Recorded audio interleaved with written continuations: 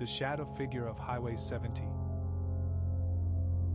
The desolate stretch of black asphalt, known to locals only as Highway 70, was less a road and more a phantom limb of the American highway system, a long severed artery of cracked pavement and sun-bleached desert that no one with any sense ever traveled.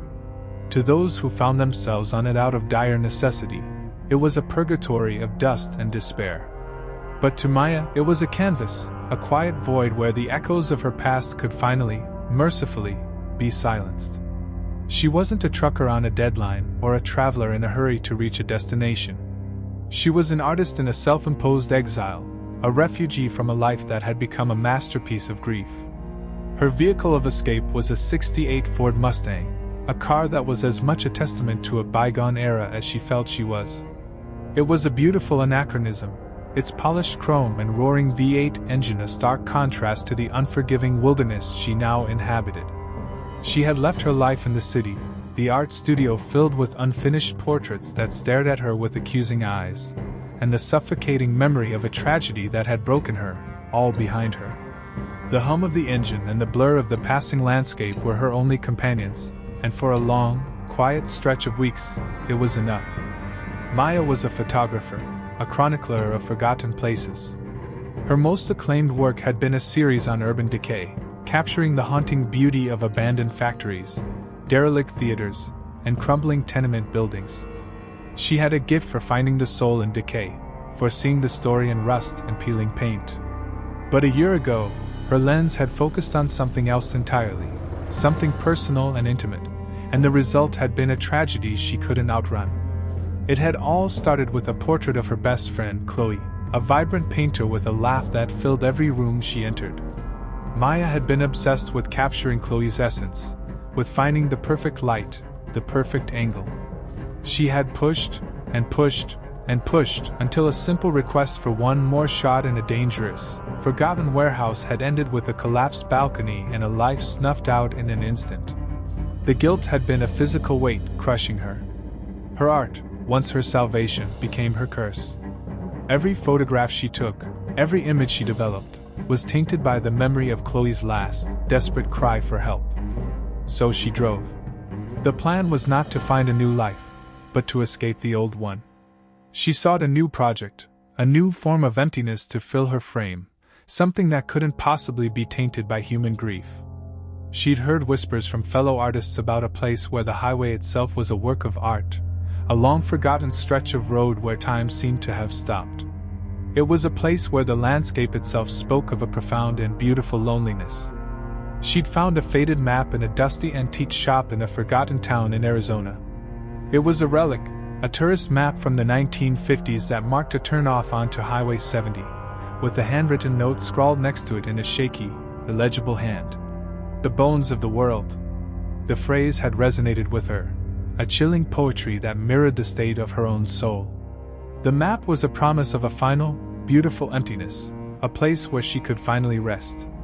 She had been on the main interstate for days, the relentless rhythm of her journey lulling her into a state of hypnotic calm. She had seen the majestic beauty of the Grand Canyon, the sun-baked silence of the Mojave, the rolling hills of Nevada.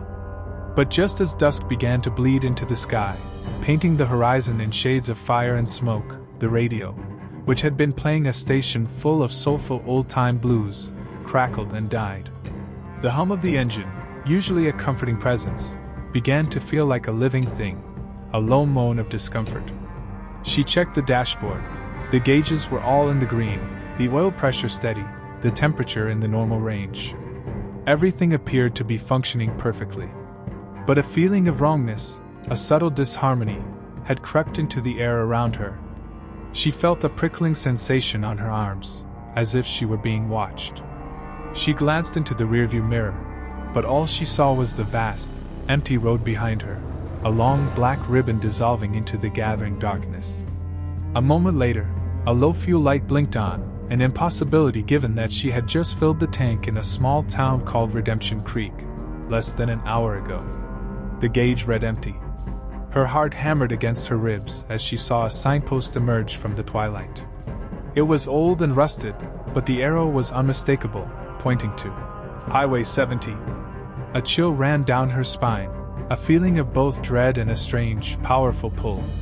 It was a sense of inevitability, as if this was the turn she was always meant to take, a pre-written chapter in a book she was finally ready to read. She didn't hesitate. She took the exit. The moment the tires hit the cracked asphalt of Highway 70, everything changed. The air grew heavy and thick, smelling of dust and something else, something ancient, like dried bones and buried secrets. The road was narrower than she expected, winding through a landscape that felt hostile and alien. The gentle hills of the desert had given way to jagged, broken rock formations that clawed at the sky like skeletal fingers. The silence outside was absolute, a void that swallowed the sound of her engine and the whir of the wheels. She tried the radio again, but all she got was a deafening static that felt less like an absence of signal and more like a presence of white noise, a wall of sound designed to keep her from hearing something else. She shut it off, and the silence that followed was even more profound, a heavy blanket that settled around her. The temperature in the cab plummeted. She hugged her arms, a shiver running through her body. She drove deeper into the strange landscape, her headlights illuminating a world that felt more like a dream than reality. She saw strange, twisted trees that looked like petrified creatures. She saw shapes in the shadows, vague forms that seemed to move just out of the corner of her eye. She told herself it was just her mind playing tricks, a natural reaction to the oppressive solitude. She gripped the steering wheel, her knuckles white, and tried to focus on her breathing. But the feeling of being watched was no longer a vague sensation. It was a physical presence in the car with her. She could feel a cold spot in the passenger seat, a place where the air was not just cooler but utterly devoid of warmth. A single bead of sweat, cold as ice, ran down her back. She glanced over. Nothing. But when she turned back to the road, her heart stopped. In her rearview mirror, barely 100 yards behind her, was a figure. A tall, impossibly thin silhouette against the darkness. It seemed to absorb the light from her tail lamps rather than reflect it. It wasn't walking, wasn't running. It was simply there. A hole in the fabric of the night, a shadow without a source. She slammed on the gas, the Mustang's engine roaring to life with a desperate cry. She watched in the mirror as the figure remained motionless for a moment, and then, without any discernible movement, it was closer. An impossible distance covered in a blink.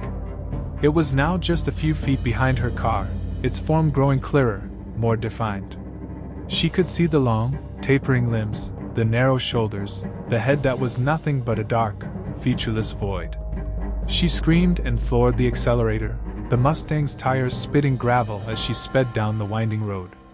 When she looked in the mirror again, the figure was gone. A shaky breath of relief escaped her lips, but it was short-lived. In her side mirror, she saw it again, gliding effortlessly alongside her car. It wasn't running, it was flowing, like a wisp of smoke caught in a current of air. Its head was tilted, as if in silent judgment, its non-face fixed on her. Terror consumed her. She swerved the car, trying to shake it, but it held its position, a silent, relentless stalker. The glint of her headlights found it for a split second, and she saw the form was not solid, but a shimmering, rippling mass of pure shadow. The sight was so alien, so wrong, it made her want to vomit. She saw a glimmer of light in the distance, and slammed the brakes, the Mustang skidding to a stop. The figure continued to glide past her, disappearing into the darkness ahead. She sat there, her heart hammering against her ribs, listening to the pounding silence. She had to get out of here. She put the car in reverse, backing up slowly, but the car began to sputter and die. The engine coughed, and then gave one final shudder before falling silent. The darkness outside swallowed the last vestiges of her courage.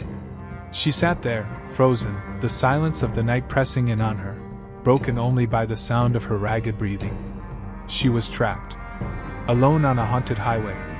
The stories she had heard about this place, the truckers' legends of vanished cars and lost souls, were no longer just whispers on the wind. They were real, and she was living one of them. She tried the ignition again, but the engine was dead. A cold dread settled in her stomach as she heard a faint sound from outside. Not a sound of a car or an animal, but a low, soft whisper carried on the wind. Maya. It was her name. She sat up straight, her head whipping around, but saw nothing. It couldn't be real. The wind. It had to be the wind. But the voice came again, clearer this time. You shouldn't have come here. It wasn't a voice. It was a feeling, a thought placed directly into her mind, a psychic intrusion. The words weren't menacing, but they were filled with a profound sadness and regret. She felt the cold spot on the passenger seat grow colder, a chilling presence that made the hairs on her arms stand on end. She gripped the steering wheel, her knuckles aching. The fear that had been building inside her began to mutate, shifting from a panic-fueled terror into a bone-deep dread. And then, the visions began. The windshield, once a portal to the empty night, became a screen. She saw her old art studio, the lights soft and warm. Her friend Chloe, a painter with vibrant red hair, was standing in front of an easel, a smile on her face. Chloe was holding a portrait of Maya, but the face was blurry, distorted, as if someone had smudged it. You left me, Chloe's voice echoed in her mind, a whisper full of accusation and pain. You promised you'd stay. You promised. Maya gasped, the memory a jolt of pure agony. It wasn't just a vision, it was her memory, twisted and poisoned. The day Chloe had died. The argument they had had. The portrait she was working on that had led to the accident. It was all there, a wound she had tried to leave behind, now ripped open and bleeding. She squeezed her eyes shut, but the vision persisted, now shifting to the scene of the accident. The frantic calls, the sirens, the unforgiving silence that followed. You could have saved me, Chloe's voice whispered. If you weren't so selfish. So obsessed with your art. Maya cried out, a raw, broken sound that was swallowed by the oppressive silence. She tried to turn away, but the images were relentless, now flashing in a rapid-fire sequence of her greatest failures. The time she had ruined a client's photo shoot. The time she had abandoned a project halfway through, unable to find the inspiration. The time she had pushed her parents away, unable to deal with their disappointment. You always run, a new voice, a cruel, mocking version of her own, whispered in her mind. You always leave. You always fail. She slumped against the steering wheel, a broken mess. The figure wasn't just a monster. It was a mirror, a twisted reflection of her own regrets. It wasn't trying to kill her, it was trying to break her, to make her surrender to the despair that had been clinging to her for a year. It was feeding on the bitter taste of her sorrow. It wanted her soul, not her life. It wanted her to give up, to become another lost soul on this highway of regrets. And then, she remembered something the old woman at the antique shop had told her, a strange proverb written on the back of the map. The road does not take you where you want to go. It takes you where you need to be. She had dismissed it as a whimsical saying, but now, it felt like a lifeline. She was not on this road by chance. She was here for a reason. The figure wasn't just a random predator, it was a test. A dark catalyst that was forcing her to confront the very thing she had been running from for a year. She lifted her head, her face stained with tears, but her eyes now held a glimmer of defiance. She would not let it win. She would not surrender to the despair. She would not become another lost soul on this highway of bones. She reached for the emergency brake, her hands shaking, and pulled it. Nothing happened. The car was dead. She had to fight back, not with her car, but with her mind, with her very will. The figure's voice, now a chorus of whispers from her past, grew louder. Give up, Maya. Surrender. You're so tired. We can make the pain go away. Just come with us. She took a deep breath, and with a voice that trembled but was filled with a new resolve, she spoke. No, she said, her voice a raw whisper. The whispering chorus faltered, a moment of silence hanging in the air. I won't give up, she said, her voice growing stronger. I won't let you have me. The windshield once again became a screen, this time showing her not her failures, but her successes. Her first portrait that had won her an award. The moment she had sold her first print. The look of pure joy on her parents' faces when she had told them she had gotten into art school. the warmth of Chloe's hug after she had finished her first big project. The memories were a jolt of pure light, a painful but necessary reminder that her life was not just a series of failures. It was a tapestry of moments, both good and bad, and she would not let the bad ones define her. The figure, sensing her defiance, responded with a flash of pure malice. The images on the windshield turned dark and twisted, her successes morphing into grotesque mockeries. Her award-winning portrait now showed a screaming, distorted face. The look of joy on her parents' faces was replaced with a look of pure, unadulterated disappointment. The warmth of Chloe's hug became a cold, suffocating embrace. "It's no use, Maya," the voice whispered, now a single, cold, mocking tone. "You can't outrun your past. You can't outrun us. We are you. We are all the broken pieces you left behind." "No," she said, her voice now a confident roar. "You are not me. You are just a reflection of my darkest thoughts. And I refuse to be defined by them." She closed her eyes and, in her mind, she saw not the empty highway, but a perfect image. A portrait of Chloe, alive and smiling, her eyes full of life, not of accusation. She held the image in her mind, a shield against the darkness, a tangible manifestation of her will to remember the good. The figure's whispers became a shriek of frustration, a sound that rattled the car and made the windows shudder. The cold spot in the passenger seat flared with a sudden, intense heat, as if a fire of pure hatred had ignited. The visions on the windshield shattered, replaced by the empty, dark road. The coldness outside returned, and for a moment, it was quiet. The figure was gone. She sat in the silence, her body trembling, but her mind was calm. She had done it. She had faced her demons, and she had won. She reached for the ignition, and with a weak turn of the key, the engine sputtered to life. The dashboard lights flickered, but then steadied. The radio hummed back to life, and a quiet, soulful blues melody filled the air. She pulled the car onto the main road, the hum of the V8 engine and the passing lights of the city a comfort she had never appreciated before. She never looked back, not once, and she knew she never would. The road had taken her where she needed to be. It had made her face the one thing she feared the most, not a monster in the dark, but the monster she had become in her own mind. She didn't know what she would do next. But for the first time in a year, she felt a sense of peace. She was no longer running. She was driving, with a new purpose, and a new understanding that some shadows are not in the world, but in ourselves. And that sometimes, to outrun them, you have to turn around and face them. The highway had not taken her life. It had given her a new one. The road did not end, but continued, a relentless ribbon of asphalt unspooling into the blackness of the night. Maya's hands, still trembling slightly, gripped the steering wheel. The Mustang's engine, once a dying groan, was now a steady, reassuring purr. The radio, which had been silent for so long, played a quiet, soulful blues melody, a song about a lost soul finding its way home. She didn't know the artist, but the voice was full of a weariness she understood. A weary joy, a quiet triumph. She was no longer on Highway 70. The road sign she had passed, now a ghostly echo in her memory, had read, "Exit for I-15." She was back on the main interstate, back in the world of ordinary things. A semi-truck, its lights like two golden eyes in the night, passed her, the wind from its wake rocking her small car. She didn't flinch. She felt a profound gratitude, a deep, silent thanks to the unknown driver, to the universe, to anything that had brought her back from the edge of that terrible, forgotten place. But the peace was fragile. The silence she had found, the emptiness she had so desperately sought, was gone. Replaced by a new, unsettling silence.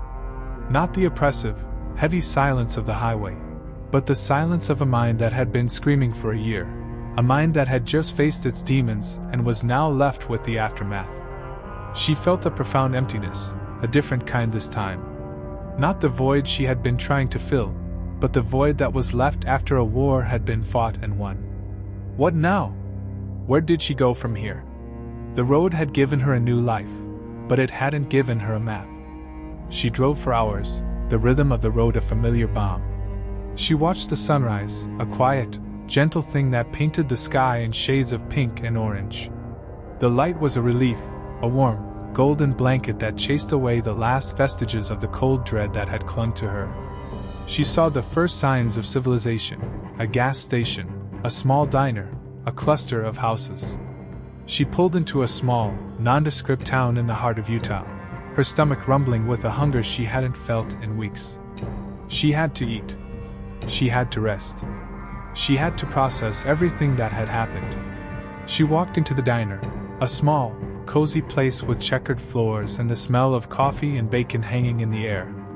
A waitress, a woman with a kind, wrinkled face and a tired smile, greeted her with a warm nod. Maya sat in a booth by the window, a place where she could watch the world go by. She ordered a cup of coffee and a plate of scrambled eggs. The coffee was hot and strong. The eggs were simple and perfect. It was the best meal she had ever had. As she ate, she found her mind wandering back to the highway. To the figure. To the visions. To Chloe. She hadn't thought about Chloe's face without a jolt of pain for a year. The memory had been a poison, a constant source of guilt and sorrow. But now, it was different. When she thought of Chloe, she saw her not in a twisted, accusing vision, but as she was. She saw her vibrant red hair, her bright smile, the way she had looked at Maya with an unshakable belief. She thought of their last conversation, not as a source of blame, but as a testament to their friendship. Chloe had loved her. She had forgiven her. And the monster on the highway, a twisted, parasitic thing, had tried to convince her otherwise. Maya paid for her meal, her hands still trembling a little, but her mind was clear. She walked back to her car, the sun warm on her face. She felt a profound sense of gratitude, a deep, silent thanks to the unknown driver, to the universe, to anything that had brought her back from the edge of that terrible, forgotten place. She was no longer running. She was driving, with a new purpose. She drove for another day, the landscape changing from the red rocks of Utah to the gentle, rolling hills of Colorado. She saw the first signs of green, a welcome relief from the stark, empty beauty of the desert.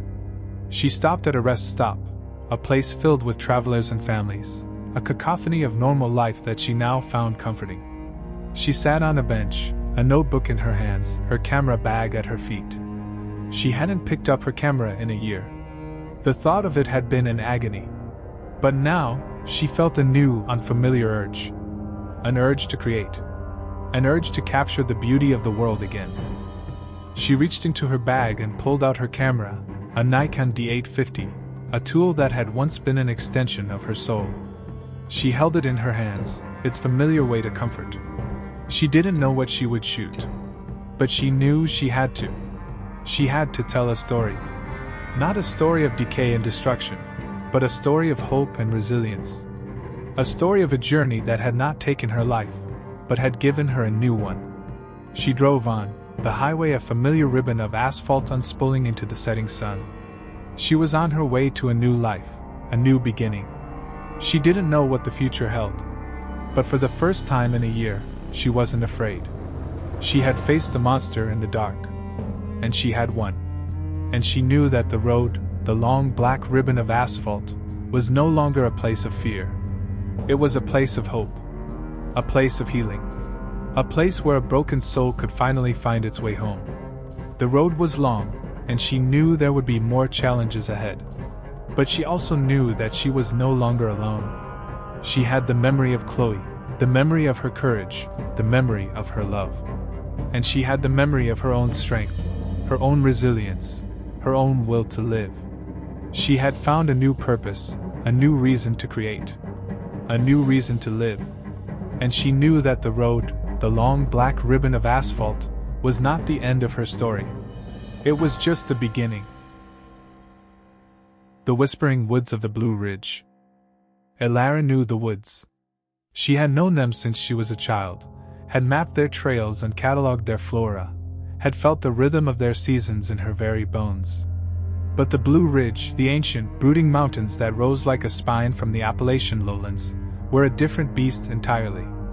They held a silence that felt less like an absence of sound and more like a presence of a deeper, older noise, the slow, grinding whisper of a world that had been here long before man, and would be here long after. For Alara, a mycologist whose life's work revolved around the secret lives of fungi, these woods were a library, a living archive of a hidden world. She had come to a remote, unnamed corner of the range, a place marked on no map, in search of the Messina lux, a fabled, bioluminescent fungus that was said to glow with an otherworldly light. It was a myth among botanists, a ghost species, a legend spoken of in hushed tones in dusty university halls. To find it would be a career-defining discovery, a scientific revelation. She had come prepared. Her pack was a fortress of modern science, a GPS, a satellite phone, a high-tech camera with a macro lens, a portable lab kit. She was a woman of reason, of data, of cold, hard facts.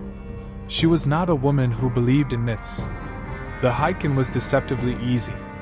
The trail, a faint deer path, wound its way through a cathedral of ancient oaks and towering hickories. The air was thick with the scent of damp earth and decaying leaves, a perfume that Alara found more intoxicating than any designer fragrance. She moved with a silent, practiced grace, her boots barely disturbing the leaf litter. She was a part of this world, not an intruder in it. Or so she told herself. As she went deeper, the light began to fade, not just from the setting sun, but from the canopy itself. The trees grew closer, their branches intertwined, blotting out the sky. A feeling of enclosure, of being held, began to settle around her. She checked her GPS. It was still working, but the signal was weak, flickering in and out. She wasn't worried. She had a map, a compass, and an innate sense of direction honed by a lifetime spent in the woods. She was just a few miles from her destination, a small, secluded valley she had spotted on a topographical map, a place so remote it seemed to have been forgotten by time. It was when she saw the river that the first crack appeared in her scientific armor. It was not a river, not really. It was a stream, a clear, bubbling current that flowed over moss-covered stones. But the water was unnaturally still, the surface a flawless mirror reflecting the dark, tangled branches above. And in the water, she saw something that shouldn't have been there. A face.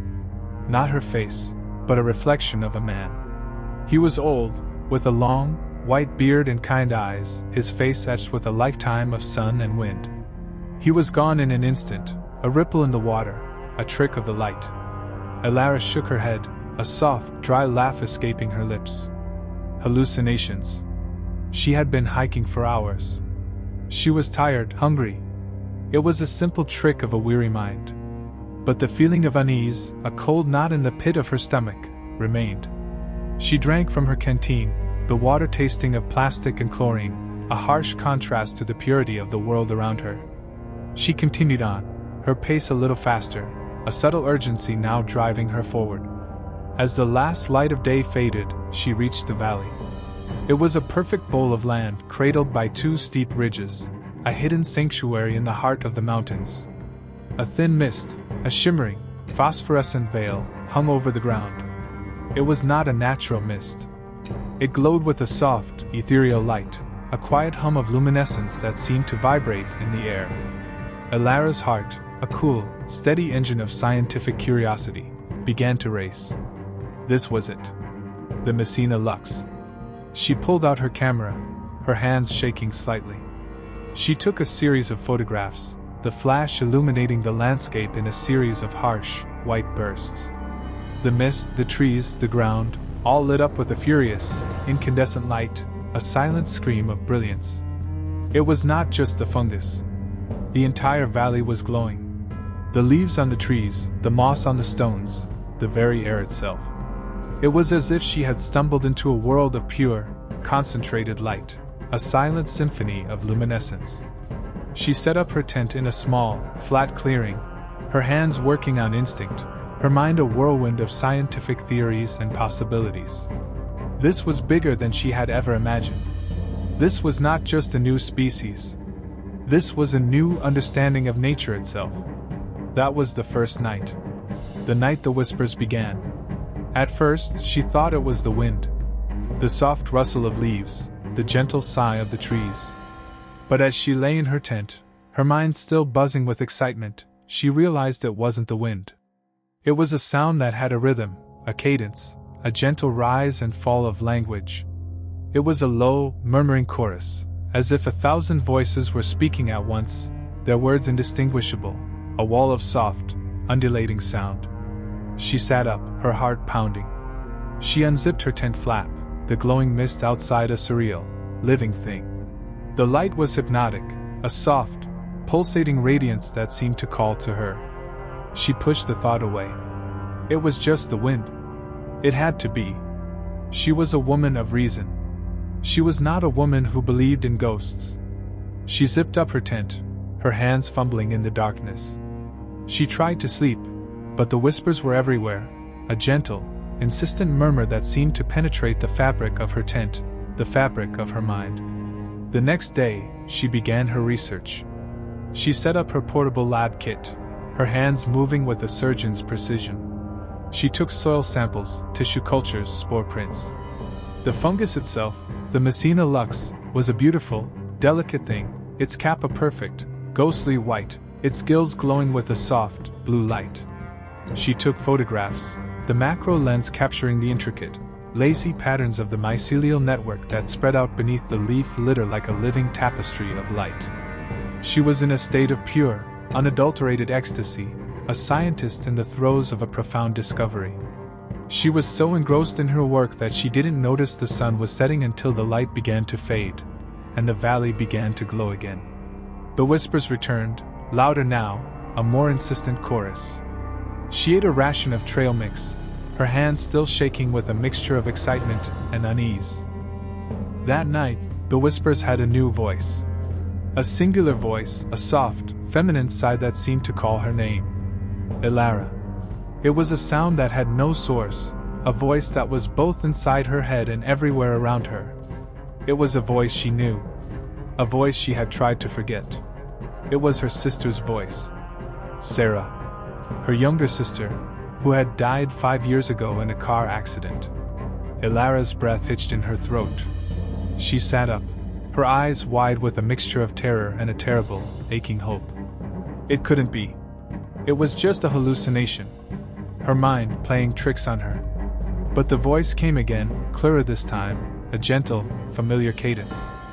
I miss you, Elara. Why did you leave? Tears welled in her eyes, hot and fast.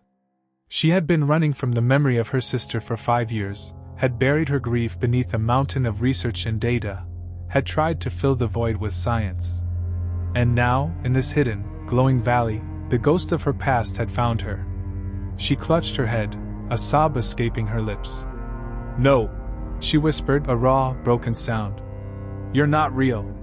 You're not real. But the voice persisted, a gentle, mournful murmur that seemed to wrap itself around her heart, to squeeze the breath from her lungs. The next morning, she woke with a start, the sun a harsh, unforgiving light that seemed to mock the ethereal glow of the night before. The whispers were gone. The voice was gone. The valley was silent, save for the chirping of crickets and the distant call of a hawk. She was a scientist again, a woman of reason. She told herself it was a dream. A vivid, terrifying dream brought on by fatigue and isolation. She packed her things, her hands moving with a renewed urgency. She had enough data. She had her photographs. It was time to go. She was done here. But the woods were not done with her. As she walked, her compass, a trusted, reliable tool, began to spin wildly. Her GPS, which had been flickering in and out, now read, error. Lost signal. She was lost. A cold dread, a physical thing, settled in the pit of her stomach. She tried to retrace her steps, but the trail was gone. The trees had closed in, their branches intertwined, their roots a tangled, impassable mess. She was in a maze, a living labyrinth. The whispers returned, a soft, mocking chorus. 100 voices, 1,000 voices, a legion of whispers, all laughing at her. Lost. Lost. The voices had a new sound now, a new tenor. They were not just whispers. They were memories. She saw a vision of her mother, her face etched with a profound and terrible sadness. Her mother had never forgiven her for leaving home, for pursuing her scientific ambitions over her family's expectations. "You left us," her mother's voice, a cold, bitter accusation, echoed in her mind. "You left us to die alone." She saw her father, a quiet, gentle man who had tried to bridge the chasm between his two daughters. He had died a year after Sarah, his heart broken by the loss of his child, by the estrangement of his remaining daughter. "You always run," his voice, a soft, mournful sigh, echoed in her mind. "You always leave. You always fail." The words were a physical blow, a hammer of guilt against her skull. She stumbled, falling to her knees in the leaf litter. The woods, the silent, ancient woods, were a mirror, a twisted reflection of her own regrets, her own failures. It wasn't just a place. It was a living, breathing thing that fed on sorrow, on guilt, on the bitter taste of a life lived in regret. It was a parasite, a creature of pure shadow and sorrow, a thing that had no form, no body, only a presence, a voice, a whisper. It was not trying to kill her. It was trying to break her, to make her surrender, to make her give up her will to live, to become a part of the whispering chorus. It was feeding on the bitter taste of her sorrow. It wanted her soul, not her life. It wanted her to give up, to become another lost soul on this highway of regrets. She knew then that she was not just lost in the woods. She was lost in a waking nightmare, a living hell of her own making. The woods, the ancient, brooding mountains, were a test. A dark catalyst that was forcing her to confront the very thing she had been running from for so long. She lifted her head, her face stained with tears, but her eyes now held a glimmer of defiance. She would not let it win. She would not surrender to the despair. She would not become another lost soul on this highway of bones. She would fight. She had to. She stood up, her legs shaking, her heart a frantic drumbeat against her ribs. She was a woman of science, of data, of facts. She would use her knowledge to fight this thing. She reached into her pack, her hands fumbling for her lab kit. She pulled out a small, glass vial, a sterile swab, a petri dish. She took a sample of the soil, of the moss, of the bioluminescent fungus itself. She would find a way out. She had to. She was a scientist, not a ghost. She was a living thing, not a memory. The voices grew louder, a cacophony of accusation and despair. "You are just like them. You are a failure. You are alone." They were relentless, a relentless storm of sorrow and regret. She closed her eyes, her mind a fortress against the storm. She thought of her sister, not as a memory of a tragedy, but as she was. A vibrant, living thing, full of joy and laughter.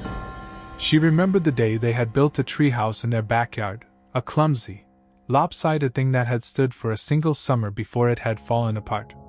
She remembered the way Sarah's eyes had lit up, her face a mask of pure, unadulterated joy.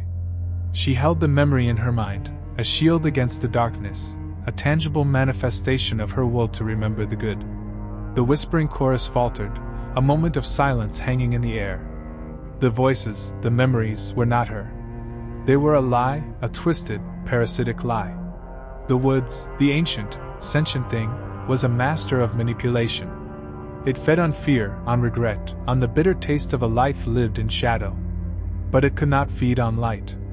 It could not feed on love. She opened her eyes. The woods were still there, the trees still clawing at the sky like skeletal fingers. The bioluminescent mist still hung in the air, a silent, pulsating hum of light. But the whispers were gone. The visions were gone. She was alone again. A profound silence, a new, gentle silence, settled around her.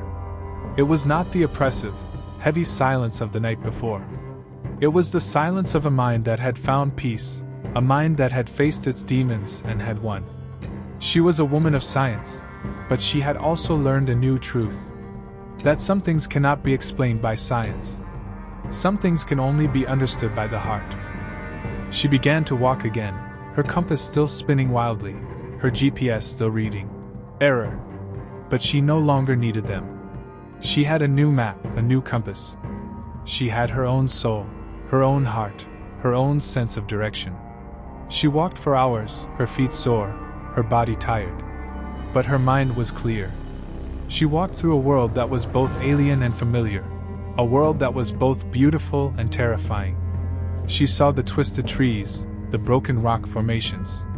But she also saw the beauty of the leaves, the delicate, lacy patterns of the moss, the quiet, gentle hum of the living things around her. She was no longer a scientist in a lab, a dispassionate observer of a strange new world. She was a part of it, a living, breathing part of it. She walked until she saw the first glimmer of a light, a distant, flickering thing that seemed to call to her. A road. She was on a road. She was out. She stumbled onto the asphalt, her legs shaking, her body a raw, aching mess. She looked back at the woods, the ancient, brooding mountains. The bioluminescent mist, a silent, pulsating hum of light, seemed to call to her one last time. It was a sound that had no words, a sound that was a profound and terrible invitation. Stay. She didn't hesitate. She didn't look back. She walked. She walked until she found a small gas station, a beacon of civilization in the dark. She walked into the gas station, a small, tired woman in a world of normal things. She bought a bottle of water, a granola bar. She sat on a bench outside, watching the world go by. She had faced a monster, a thing of pure shadow and sorrow. And she had won. She was not a different person, but she was a changed one. She had not found a new species. She had found a new life, a new understanding of the world, and a new understanding of herself. The whispers were gone. The visions were gone. The guilt was gone. She was a woman of science. But she was also a woman of faith. She had found a new truth, a new light in the darkness, a new reason to live. And she knew that the woods, the ancient, brooding mountains, were no longer a place of fear. They were a place of healing. A place where a broken soul could finally find its way home. She would tell no one. Not about the whispers, not about the visions. Not about the ancient, sentient thing that lived in the heart of the mountains. They would not believe her. They would call her crazy. They would call it a delusion. But she knew the truth. She was a living thing, a part of a world that was far bigger, far more mysterious, far more beautiful than she had ever imagined. She would return to her lab, to her life, to her work. But she would do it with a new purpose. She would study the fungi, the moss, the trees. But she would do it with a new respect, a new understanding. She had not come to the mountains to find a new species. She had come to find a new life. And she had. The road was long, and she knew there would be more challenges ahead. But she also knew that she was no longer alone. She had the memory of Sarah, the memory of her parents, the memory of her courage, the memory of her love. And she had the memory of her own strength, her own resilience, her own will to live. She had found a new purpose, a new reason to create, a new reason to live. And she knew that the woods, the ancient, brooding mountains, were not the end of her story. They were just the beginning. The Phantom Hitchhiker of Black Mountain Pass. The last light of the day had bled out of the sky by the time Jack reached the mouth of Black Mountain Pass. He had seen the name on a faded road map in a roadside diner, a small, unremarkable line of gray cutting through the desolate landscape of Nevada. It was an old route, bypassed decades ago by the modern interstate, a road that led to nowhere anyone wanted to go. For Jack, it was a pilgrimage. He was an ex-investigative journalist, or at least he had been. Now, he was the lead writer for The Skeptic's Compass, a popular blog dedicated to debunking paranormal phenomena and urban legends. His journey wasn't about finding a ghost, but about proving one wasn't there. Black Mountain Pass was famous for its phantom hitchhiker, a spectral figure said to appear on the darkest nights, a warning of things to come. Jack had come to find the truth, to expose the hoax, to write his final, definitive piece that would prove, once and for all, that the supernatural was just a byproduct of fear and an overactive imagination. He was here to lay a ghost to rest, but the ghost he was really after was his own.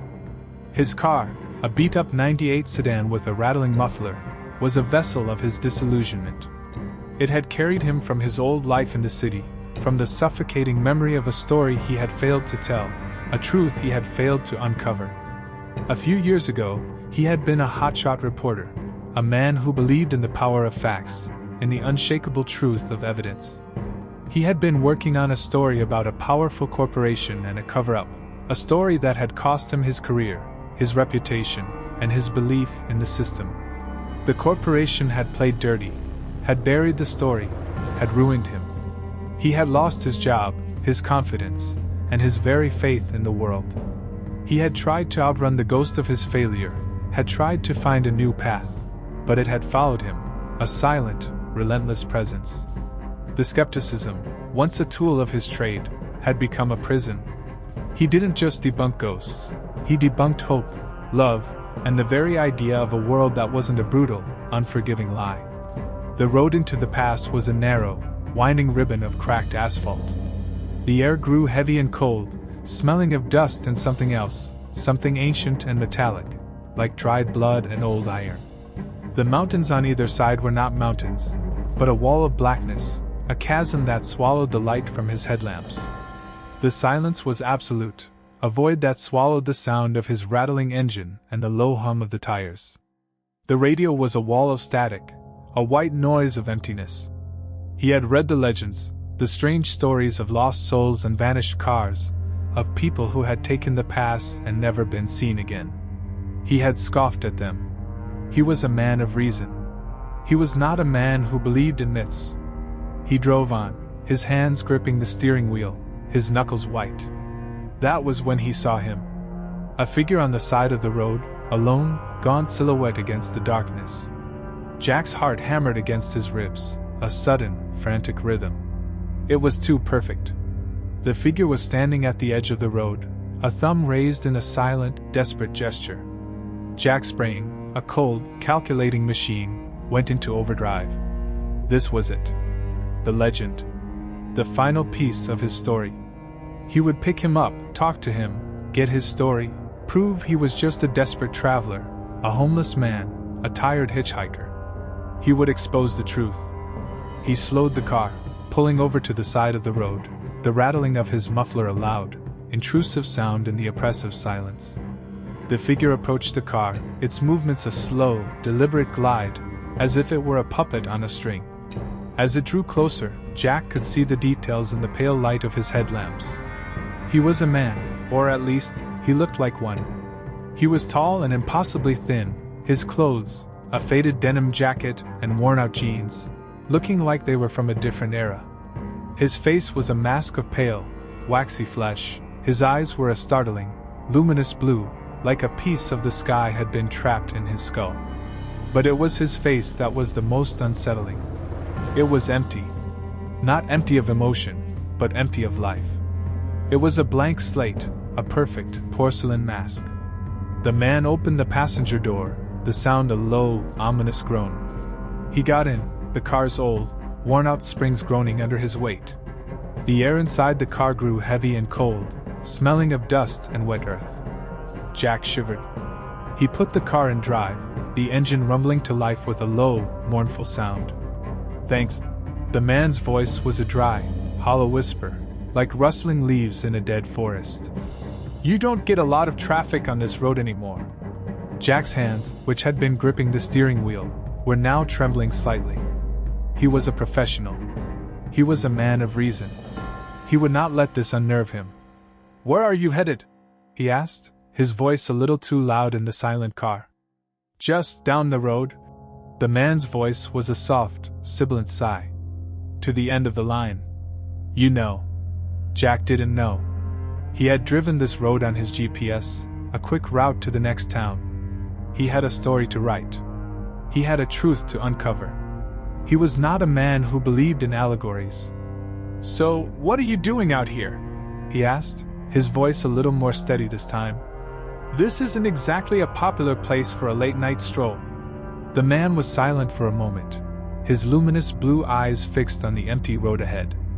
"I'm just waiting," he said, the words a low, mournful sigh. "For someone to remember." Jack's investigative instincts, the instincts he had tried to bury for so long, began to stir. "Remember what?" he asked. "What's out here?" "Everything." The man's voice was a soft, sad whisper. "Everything that was lost. Everything that was forgotten." He looked at Jack, his blue eyes a chilling, luminous light in the dark car. "You know about that, don't you? About things being forgotten?" Jack's heart hammered against his ribs. The man's words were a direct hit, a bullseye on the target of his own pain. He had tried to forget his past, to bury his career, to put the ghost of his failure to rest. But this man, this ghost, had found the wound, and was now prodding it with a cold, relentless finger. "What do you mean?" he asked, his voice a tight, defensive thing. "The things you tried to forget." The man's voice was a soft, mournful sigh. "The story you didn't tell. The truth you couldn't find. The truth that was buried, just like so many things out here." He gestured with a long, thin finger at the dark, oppressive landscape outside the car. "This road, it's a place where things go to be forgotten. People. Stories. Truths." A cold dread, a physical thing, settled in the pit of Jack's stomach. This wasn't a homeless man. This wasn't a desperate traveler. This was a monster. A thing of pure shadow and sorrow, a parasite that fed on regret, on guilt, on the bitter taste of a life lived in shadow. It was not trying to kill him. It was trying to break him, to make him surrender, to make him give up his will to live, to become a part of the whispering chorus. He was on a haunted road, in a haunted car, with a haunted man. "You're not real," Jack said, his voice a raw, broken whisper. "You're not real." The man's lips, a thin, colorless line, curved into a faint, sad smile. "That's what they all say," he said, his voice a soft, dry whisper. "But I am. As real as the guilt you carry. As real as the story you didn't tell." He looked at Jack, his luminous blue eyes a piercing, terrifying light in the dark car. "You came here to find the truth, didn't you? Well, here I am. The truth of this place. The truth of yourself." Jack's hands, which had been gripping the steering wheel, were now shaking uncontrollably. He slammed on the gas, the old engine roaring to life with a desperate cry. The car lurched forward, its rattling muffler a loud, frantic beat in the silent night. But the man did not move. He sat there, a silent, unblinking sentinel, his blue eyes fixed on the road ahead. The road, which had been a straight, unremarkable line, began to change. The trees on either side of the road, once a dense wall of blackness, were now twisted, grotesque things, their branches clawing at the sky like skeletal fingers. The air grew colder, and a thin, unnatural mist, a shimmering, phosphorescent veil, began to hang over the ground. It was not a natural mist. It glowed with a soft, ethereal light, a quiet hum of luminescence that seemed to vibrate in the air. The light was hypnotic, a soft, pulsating radiance that seemed to call to him. "You see?" The man's voice was a soft, triumphant whisper. "The truth is out here. The truth is in the light." Jack's mind, a cool, calculating machine, was in a state of pure, unadulterated panic. He was not a man who believed in myths. He was not a man who believed in ghosts. But the world outside his car was a waking nightmare, a living hell of his own making. He tried to turn back, to find a way out, but the road was a one-way street, a spiraling vortex of darkness and despair. He was in a maze, a living labyrinth. The man began to speak again, his voice a long, mournful sigh, a sad, slow, sorrowful tale. He spoke of the road, of the people who had come here, of the things they had lost, of the things they had tried to forget. He spoke of a young woman, a runaway, who had come here to escape a life she hated. She had been filled with so much anger, so much rage, so much hate. The past had given her what she wanted, had given her an endless road to run on, an endless road of despair. He spoke of a young couple, a man and a woman who had come here to escape a mistake they had made, a secret they had buried. They had been filled with so much shame, so much guilt, so much sorrow. The past had given them what they wanted, had given them an endless road to hide on, an endless road of regret. He spoke of a man, a tired, broken man who had come here to escape a life he had failed to live. He had been filled with so much sorrow, so much self-pity, so much despair. The past had given him what he wanted, had given him an endless road to a final, bitter end. And you? The man's voice, a soft, sibilant sigh, was now a low, insistent hum, a relentless rhythm in Jack's mind. What did you come here for? What did you try to forget? Jack's heart hammered against his ribs. The man's words were a direct hit, a bullseye on the target of his own pain. He had come here to forget a story, to forget a truth he had failed to tell. He had been a man who had believed in the power of facts, in the unshakable truth of evidence. He had been so proud, so arrogant, so convinced of his own righteousness. And a single lie, a single, brutal lie, had shattered his world. He had tried to bury the memory, to bury the shame, to bury the truth. But this ghost, this monster, had found the wound, and was now prodding it with a cold, relentless finger. He saw the lie, the cruel, bitter lie that had broken him, flash before his eyes. It was a single, perfect image, a photograph of his source, a young woman, a whistleblower, her face a mask of terror, her eyes wide with a terrible knowledge. She had trusted him. She had given him the truth. And he had failed her.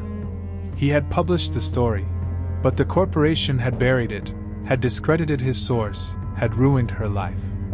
And in the end, she had vanished. He had never seen her again. He had tried to find her, had tried to make it right, but she was gone. The guilt had been a physical weight, crushing him. He had run from it, had tried to escape it, had tried to find a new life, a new path, a new truth. But the truth was, he was a failure. He was a man who had been defeated by a single lie. You're just like them. The man's voice, a soft, triumphant whisper, was now a chorus of 100 voices, 1,000 voices, a legion of whispers, all mocking him. Lost. Lost. Lost. Jack's heart hammered against his ribs, a frantic, desperate beat. He had to fight. He had to resist. He had to find a way out. He was not a ghost. He was a man. A living, breathing man. He reached for the glove compartment, his hands shaking, fumbling for a flashlight, a knife, a gun, anything. But there was nothing. The car was empty. The man had seen to that. The man's hand, a long, pale, impossibly thin thing, reached out and touched Jack's shoulder. The touch was cold, a chilling, soul-sucking thing. Jack gasped, a raw, broken sound escaping his lips. The man's face, once a blank, empty mask, began to change. His eyes, the luminous blue light, began to flicker, to waver, to dissolve into a vortex of pure darkness. His skin, the waxy, pale flesh, began to ripple, to shimmer, to become a transparent, ghostly thing. The man was not a man. He was a creature of pure shadow and sorrow, a parasite that had no form, no body, only a presence, a voice, a whisper. Give up! The voice, now a single, cold, mocking tone, was in his head, a telepathic intrusion. Surrender. We can make the pain go away. Just come with us. Jack's body, his will, was a raw, aching mess. He was a failure. He was a ghost. He was just another lost soul on a haunted road. He closed his eyes, a single tear, hot and fast, running down his face. But then he remembered something. He remembered the look in his source's eyes, not of terror, but of a quiet, unshakable faith. She had believed in him. She had trusted him. She had given him the truth. And he had failed her. But he had not been defeated. He had been broken, yes, but not defeated. He had not given up. He had not surrendered. He had just run. He opened his eyes. The man, the monster, was still there, his hand on his shoulder, his blue eyes a chilling, luminous light in the dark car. But Jack's mind was clear. He was a man of reason. He was a man of facts. He was a man who had been broken, yes, but not defeated. He was not a ghost. He was not a lost soul. He was a man who had made a mistake. A terrible mistake, yes, but a mistake he could learn from. A mistake he could overcome. "No," he said, his voice a confident roar, a sound that seemed to shatter the silence of the night. "I won't give up. I won't surrender. I won't be a ghost." The man's hand, the cold, soul-sucking thing, recoiled from his shoulder as if it had been burned. The man's face, the transparent, ghostly thing, began to ripple, to shimmer, to dissolve. The luminous blue eyes, the piercing, terrifying light, began to flicker, to waver, to die. The man was a thing of pure shadow and sorrow, a parasite that had no form, no body, only a presence, a voice, a whisper. And now, the voice was gone. The whispers were gone. The presence was gone. The man was gone. Jack sat in the silence, his body trembling, his mind a quiet, peaceful thing. He had done it. He had faced his demons, and he had won. He looked at the road ahead.